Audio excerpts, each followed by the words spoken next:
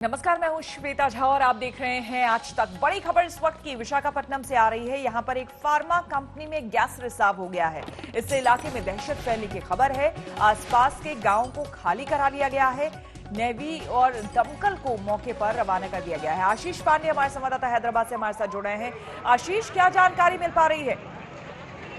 श्वेता, ये आज सुबह करीब 4 बजे के आसपास की घटना है। ये एलजी पॉलीमर कंपनी है, विशाखापट्टनम में स्थित ये कंपनी है। यहाँ पर केमिकल गैस का रिसाव हुआ है। गैस के रिसाव की वजह से करीब 3 किलोमीटर के इलाके में जो कंपनी के सराउंडिंग के इलाके हैं, वहाँ पर काफी दहशत और अफरा-तफरी का माहौल हो गया है। कई सारे लोगों को बुरी हालत में उनको हॉस्पिटल में भर्ती कराया गया। प्रशासन के आला अधिकारी, लोकल एडमिनिस्ट्रेशन, जो डिस्ट्रिक्ट एडमिनिस्ट्रेशन है विशाखापट्टनम का, पुलिस प्रशासन, फायर ब्रिगेड की गाड़ियां सारी अभी मौके पर मौजूद है। काफी आबादी वाला ये एरिया है और जहां पर ये घटना हुई है, दुर्घटना हुई है। और अभी पूरा प्रशासन के पूरी आशीष, यहाँ पर आपको रोक के एक सवाल पूछना चाहूंगी। जो तस्वीरें आ रही है वो देख के बड़ी अफरा तफरी का माहौल उसमें दिख रहा है। कुछ लोग जमीन में लेटे हुए भी दिख रहे हैं। तो क्या इस गैस के रिसाव से लोगों को किसी तरह की परेशानी भी हो रही है?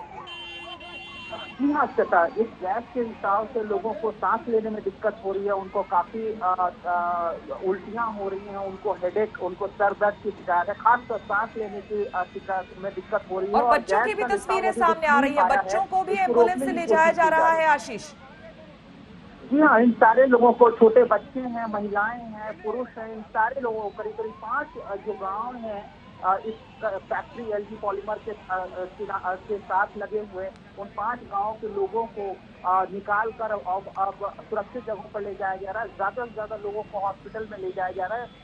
यहाँ पर बताने वाली बात यह है कहता कि कोरोना से प्रभावित जिला है विशाखापट्टनम में भी कई सारे कोरोना केसेस हैं।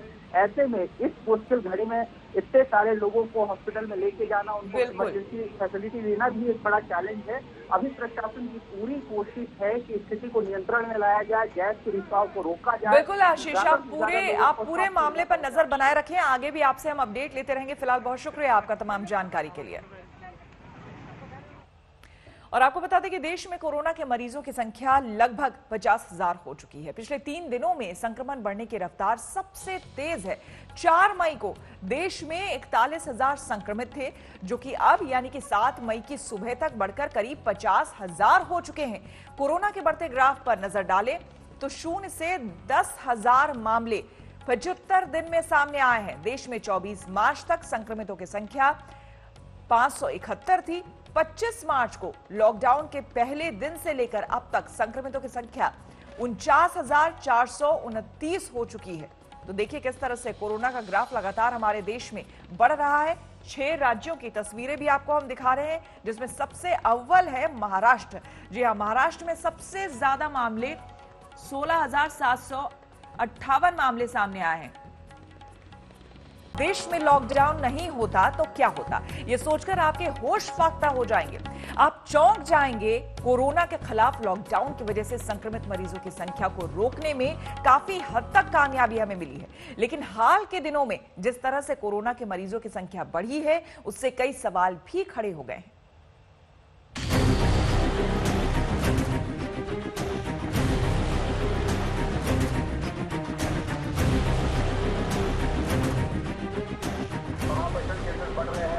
जो भी कस्टमर्स है, जो भी दुकानदार है, उन्होंने सोशल डिस्टेंस रखना चाहिए। हर एक दुकानदार की जवाबदारी है, हर एक नागरिक की जवाबदारी है सोशल डिस्टेंस रखना, और सबकी जिम्मेदारी है मौके पर मास्क लगाना।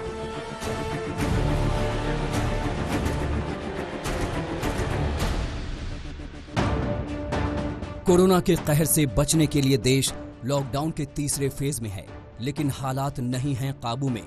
वायरस का विस्फोट लोगों को बनाता जा रहा है निशाना। मौजूदा संकेत बताने के लिए काफी है कि हालात जल्द ठीक होने वाले नहीं हैं। लॉकडाउन 3 के 3 दिन बीत गए, यानी 43 दिन बीतने के बाद भी कोरोना पर ब्रेक नहीं लग सका है।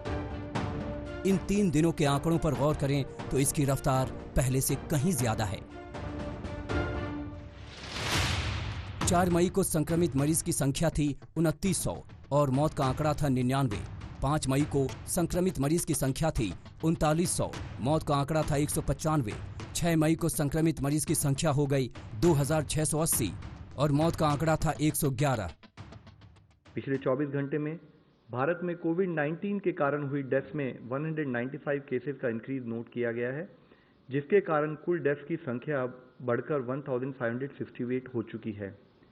पिछले 24 घंटे में हमने कंफर्म केसेस और डेथ्स की संख्या में अब तक का हाईएस्ट इंक्रीज नोट किया है। कोरोना के संक्रमण काल में सबसे चिंता की बात यह है कि एक्सपर्ट मानते थे कि लॉकडाउन 2 के बाद स्थिति काबू में आना शुरू हो जाएगी। इंडिया टुडे के डेटा इंटेलिजेंस यूनिट यानी DIU के आंकड़े साफ बता रहे हैं कि वास्तविकता और अनुमान में जमीन आसमान का अंतर है। नीति आयोग की उम्मीद और मौजूदा हालात में कोई मेल नहीं दिख रहा है। जबकि 23 अप्रैल को नीति आयोग ने अनुमान लगाया था कि 15 मई तक कोरोना के मामले 0 तक पहुंच जाएंगे, लेकिन मौजूदा हालात देखकर लगता नहीं कि ऐसा होने वाला है। कोरोना के विस्फोट को समझने के लिए हमें अमेरिका और इटली जैसे देशों के हालात को समझना होगा। वहां कोरोना वायरस काल बनकर टूटा है। वहीं अपने देश में भी कोरोना वायरस के मरीजों की संख्या तेजी से बढ़ती जा रही है। जिस तरीके से पिछले 15 दिनों में देश में कोरोना मरीजों की संख्या बढ़ी है, वो अपने आप में चिंताजनक है। DIU की इस डेटा पर नजर डालेंगे तो स्थिति साफ हो जाएगी। देश में 60% से ज्यादा मामले पिछले 15 दिन में ही बढ़ गए हैं। 20 अप्रैल से लेकर 5 मई तक के ये आंकड़े डराने वाले हैं। इसे देखकर मतलब साफ है कि आने वाले दिनों में हमें ज्यादा अलर्ट रहने की जरूरत है।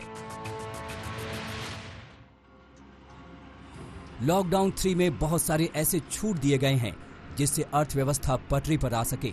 इसी में सरकारी और प्राइवेट दफ्तरों में शर्तों के साथ कामकाज शुरू हो गया।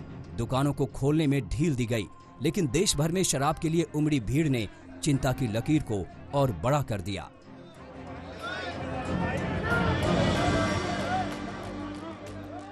ये लापरवाही इसलिए भी खतरनाक है कि मौजूदा हालात में जब हमारे पास कोरोना की कोई दवा नहीं है, जब दूर दूर तक वैक्सीन का पता नहीं है, ऐसे में सोशल डिस्टेंसिंग ही ऐसी दवा है जिससे हम दुनिया की सबसे बड़ी महामारी से बच सकते हैं और लोगों को बचा सकते हैं।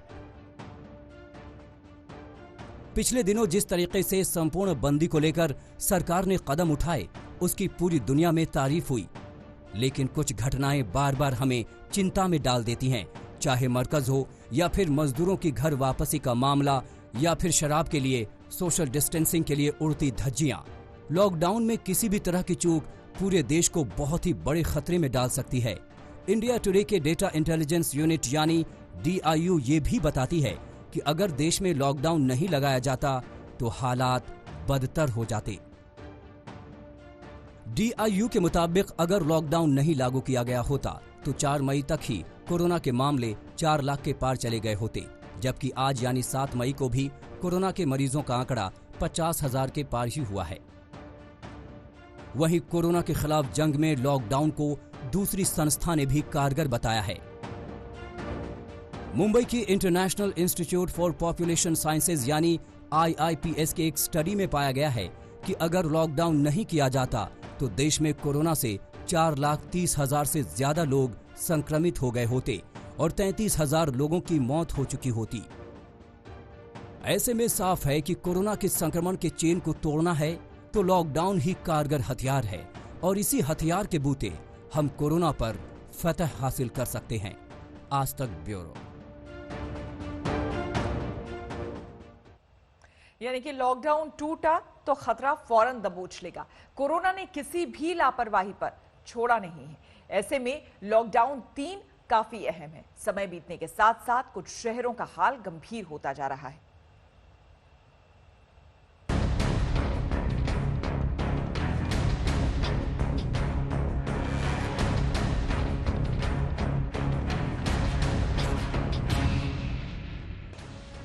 देश में बिगड़ते हालात ने सरकार को लॉकडाउन 3 को लागू करने पर मजबूर किया है।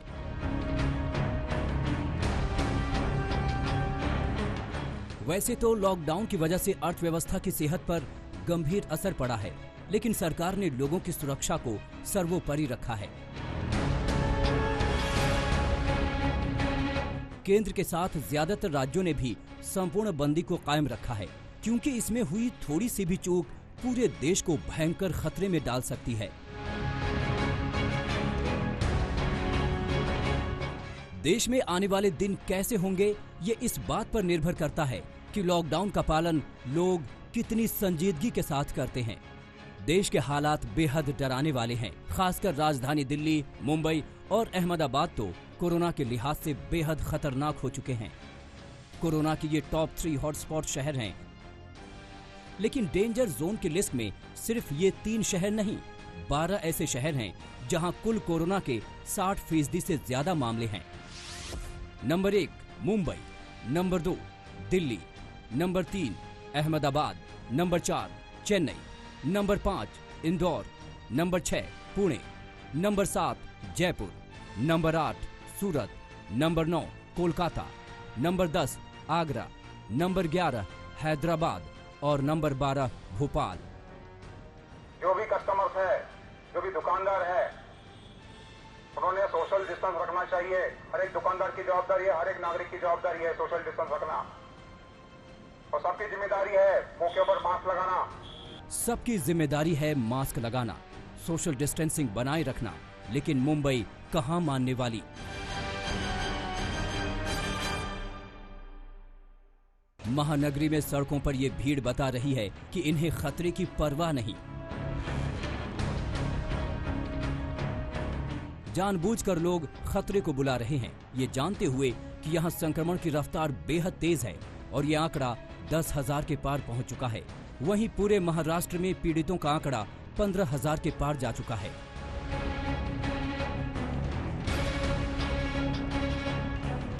बुधवार रात जारी आंकड़ों के मुताबिक मुंबई में 24 घंटे में 769 केस सामने आए। इसके साथ ही मुंबई में कुल 10,714 लोग कोरोना पीड़ित हो गए।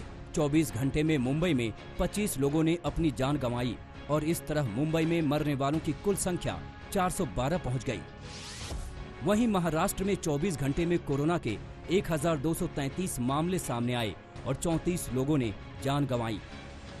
नए आंकड़ों के साथ ही राज्य में पीड़ितों का कुल आंकड़ा 16,758 हो गया, जबकि कोरोना से मृतकों की कुल संख्या 651 हो गई। देश में सबसे बड़े संकट का सबसे बड़ा केंद्र मुंबई बनी हुई है।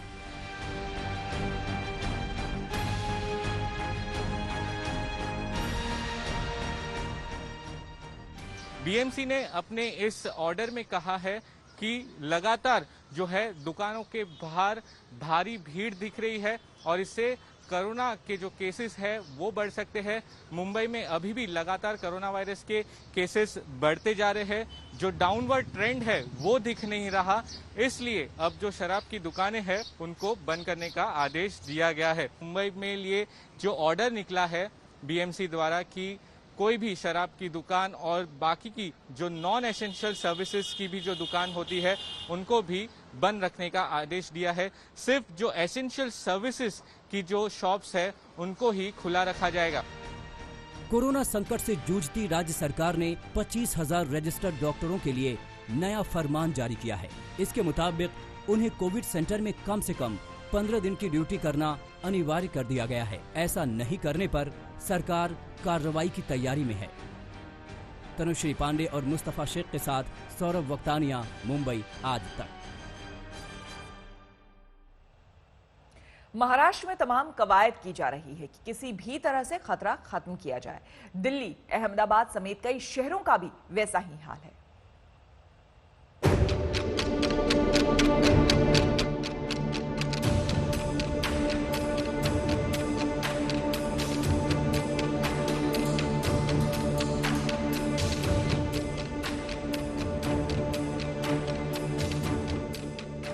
साबरमती के किनारे बसे इस शहर को कोरोना का ग्रहण लग गया है।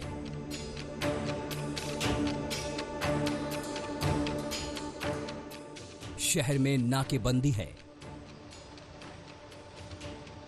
सरहद सील है,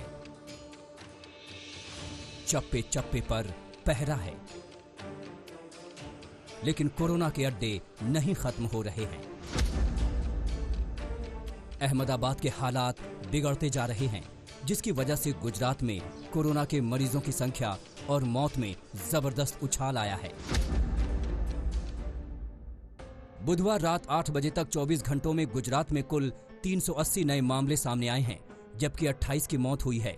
वहीं अहमदाबाद में नए मामलों की संख्या 291 है, जबकि नए मौत की संख्या 25 है।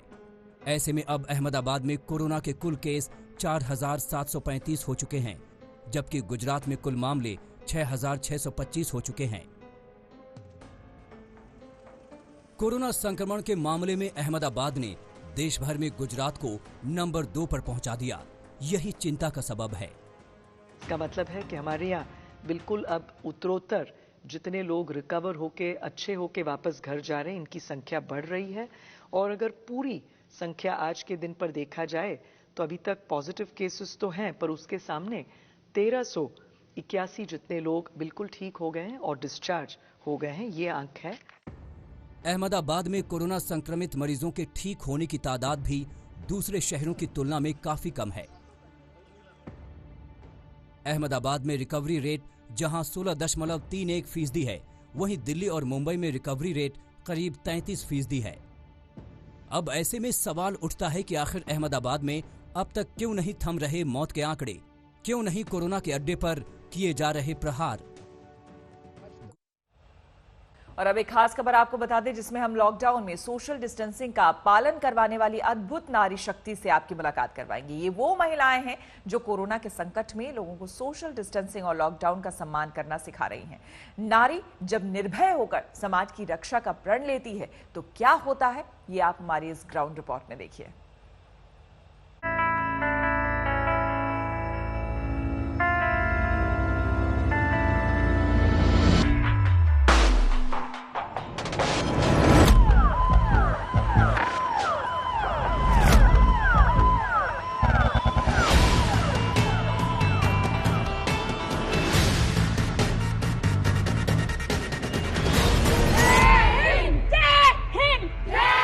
देश के लिए बहुत कठिन समय चल रहा है। समय कोरोना का है, संक्रमण का है, इसीलिए बहुत सारे इलाकों में हम देखते हैं कि लोग कहीं बाहर निकल जाते हैं, कहीं उल्लंघन करते हैं।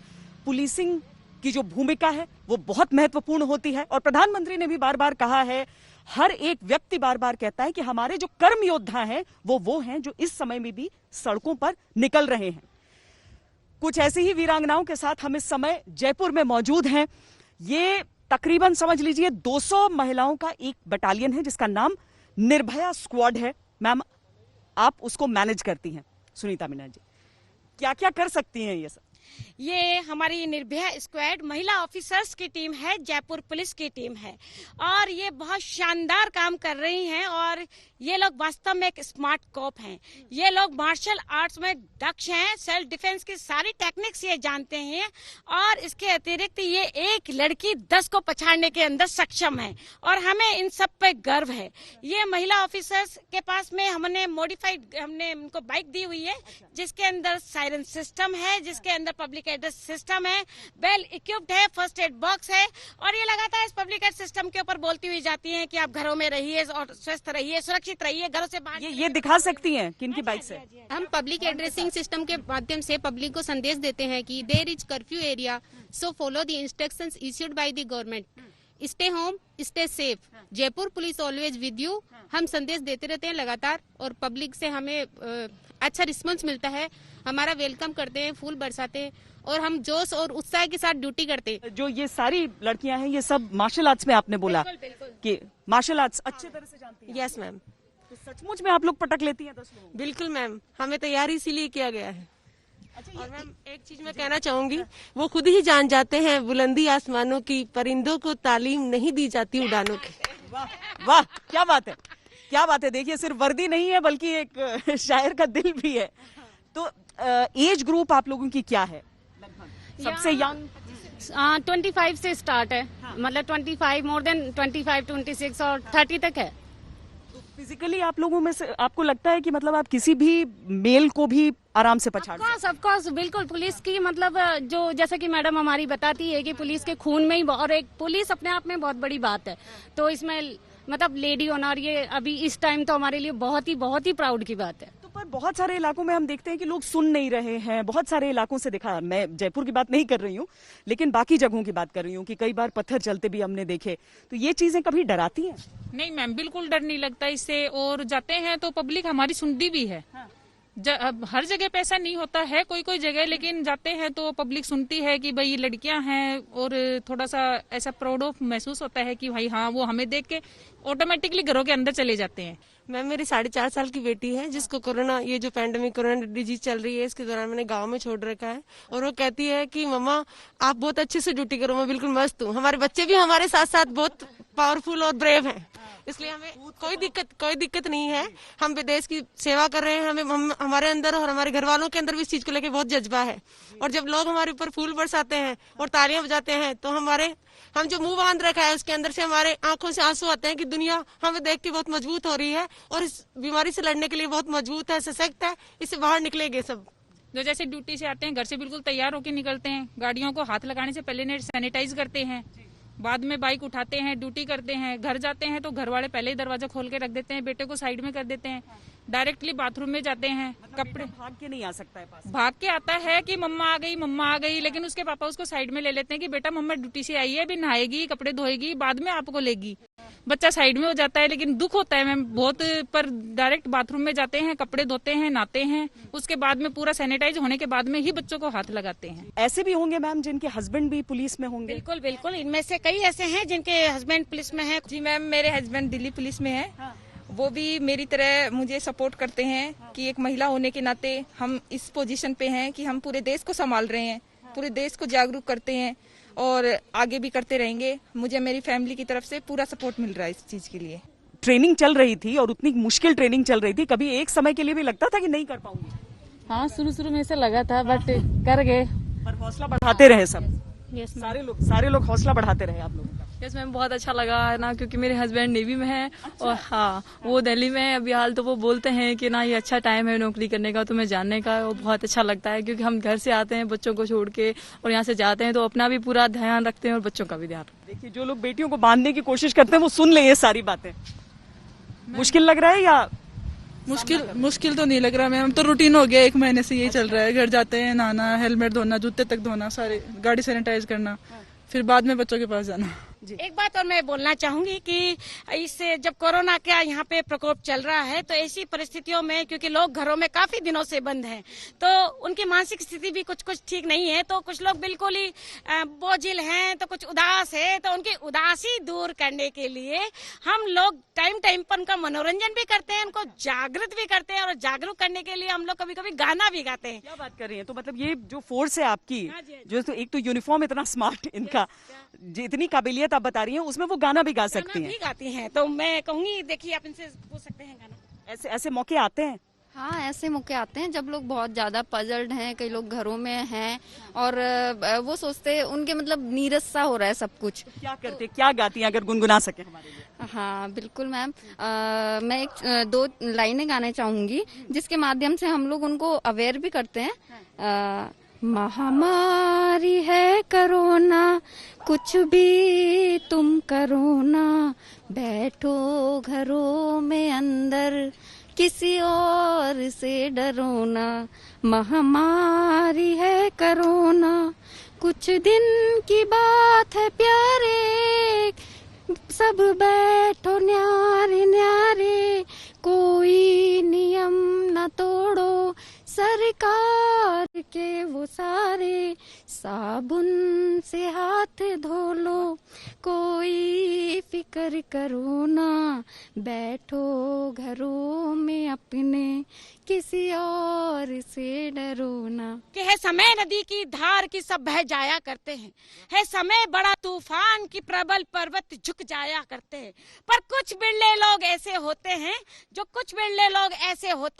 जो इतिहास बनाया करते हैं, इतिहास बनाया करते हैं। ये सब निर्भया स्क्वाड की लड़कियां एक इतिहास बना के रहेंगी इस कोरोना की जंग में। न केवल हम जीतेंगे बल्कि पूरी जनता को हम जिताने में अपना अहम योगदान देंगी। हमें है विश्वास, हमें है विश्वास, हमें है विश्वास, हम होंगे कामयाब एक दिन। जय हिंद, जय हिंद, जय हिंद। बलिदान आप भारत में एक ढूंढने जाएंगे ना, आपको ऐसी अनगिनत कहानियां मिलेंगी। और ये अनगिनत कहानियां ही बताती हैं कि भारत क्यों कोरोना के खिलाफ इस लड़ाई में सफल होगा। कैमरा पर्सन सैयद मोहसिन के साथ श्वेता सिंह, जयपुर, आज तक। एक तरफ मजदूर है जो जैसे भी हो अपने घर जाने के लिए बेताब हैं, दूसरी तरफ उद्योग धंधे और कल कारखाने वाले हैं जो चाहते हैं कि उनकी फैक्ट्रियों की मशीनें चल पड़े। लेकिन मजदूरों के ना होने के कारण सरकारों की हरी झंडी के बावजूद तमाम कल कारखाने खुल नहीं पा रहे।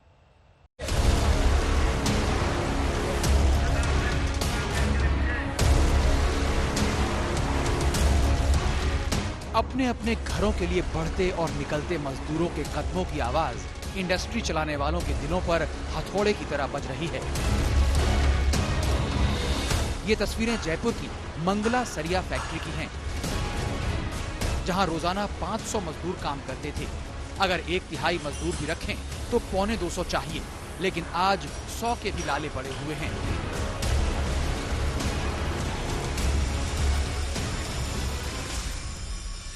अब रजिस्ट्रेशन होने के बाद में देखिए लॉकडाउन 3 को कितने दिन हो गए, हम डे टू डे प्रयत्न कर रहे हैं हमारी फैक्ट्री चालू हो जाए, लेकिन अभी आप देखिए हमारी फैक्ट्री चालू नहीं हो पाई। हम लोग धीरे धीरे कोशिश कर रहे हैं, लेबर को समझा रहे हैं और उनको समझा के कह रहे हैं कि आप जब भी फ्री होंगे, जब आपका लॉकडाउन सारा भारत में खत्म हो जाएगा, स्मूथली जब आना जाना हो जाएगा, उस टाइम पे हम आपको भेजेंगे। सिर्फ एक फैक्ट्री की बात नहीं है, बल्कि साबुन बनाने वाले जगदीश सोमानी भी मजदूरों का ही रोना रो रहे हैं। तो मेरा ये कहना है कि अगर किसी भी स्थिति में सरकार ये चाहती है केंद्र सरकार के पलायन रुके और उद्योगों की गति वापस मिले, तो जो नरेगा है उस नरेगा में उसको उद्योगों से जोड़ दिया जाए। जो लेबर यहाँ आ रही है 7.5 8-10 लाख, उनको नरेगा का फायदा जब होगा जब वो इंडस्ट्री में आके काम करे, प्रोडक्टिविटी से जुड़े, उद्योग धंधों को चलाने में दे। राजस्थान उद्योग संघ का दावा है कि लॉकडाउन में राजस्थान को 25,000 करोड़ का घाटा हो चुका है। लेकिन दिक्कत यह है कि राजस्थान में 17 लाख मजदूरों ने घर वापसी के लिए रजिस्ट्रेशन करवा रखा है, जिनमें 10 लाख लोग राजस्थान आना चाहते हैं और 7 लाख लोग यहां से जाना चाहते हैं। सरकार का इशारा यही है कि जिन मजदूरों को रहने की दिक्कत नहीं है, उन्हें रोककर कलपुर्जों में रफ्तार लाई जाएगी। बस शहर का नाम बदल दीजिए। नोएडा में कारोबारी समझ नहीं पा रहे कि उन्हें करना क्या है। नोएडा में उद्योग धंधों का कारोबार 35,000 करोड़ का है, लेकिन पिछले 40 दिनों से सब कुछ ठप है और इन्हें चलाने के लिए 33% मजदूर नहीं मिल रहे। ये सिर्फ 1-2 मामले भर नहीं है। गर्मी बढ़ती जा रही है, लेकिन एशिया का सबसे बड़ा पंखा और कूलर मार्केट बसई दारापुर में सन्नाटा पसरा है। मेरठ में काम धंधा बंद है। मुरादाबाद में आइसक्रीम फैक्ट्रियों में जमी बंद की बर्फ पिघल नहीं रही। लुधियाना में कपड़ों का कारोबार सिसकियां ले रहा है। अलीगढ़ के ताले सोच रहे हैं कि उनका लॉकडाउन कब खुलेगा। इत्र का शहर कन्नौज कामगारों के बगैर बजबजा रहा है। लुधियाना का साइकिल उद्योग सरकार से छूट मांग रहा है। फिरोजाबाद की चूड़ियों पर मायूसी का डेरा है और ठप पड़ी है गुरुग्राम की ऑटो इंडस्ट्री।